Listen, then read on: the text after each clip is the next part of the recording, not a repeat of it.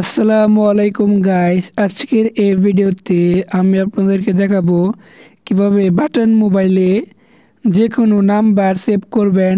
বাংলা ভাষায়, ইংলিশ ভাষায়, যে কোনো ভাষায় কিভাবে বাটন মোবাইলে নাম্বার সেভ করবেন। তো অবশ্যই এই ভিডিওটি পুরোপুরি দেখবেন এবং এই ভিডিওতে অবশ্যই একটা লাইক করে দেবেন এবং অবশ্যই আমাদের চ্যানেলটা একটা সাবস্ক্রাইব করে দেবেন।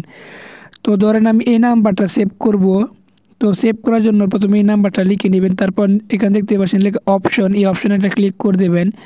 তারপর নিচে আসবেন, নিচে আসলে দেখতে পারবেন লেখা অ্যাড টু কন্ট্যাক্টস।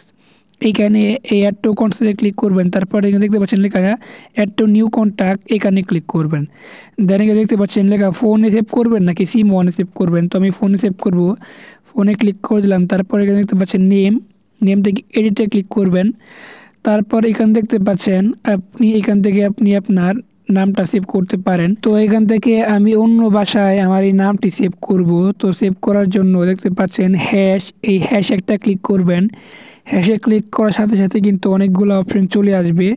তো দেখতে পাচ্ছেন এই হ্যাশে ক্লিক করবেন। দেন এখানে ক্লিক করার পর কিন্তু অনেকগুলো ভাষা চলে এসেছে, ইংলিশ আছে। তো আমি বাংলা ভাষায় সেভ করব, তাই বাংলা ভাষায় সেভ করার জন্য এখানে ক্লিক করবেন। তারপর এখানে দেখতে পাচ্ছেন বাংলা, এই বাংলাতে ক্লিক করে দেবেন, তাহলে কিন্তু বাংলা চলে আসবে। তো দেখতে পাচ্ছেন আমি বাংলা লিখছি।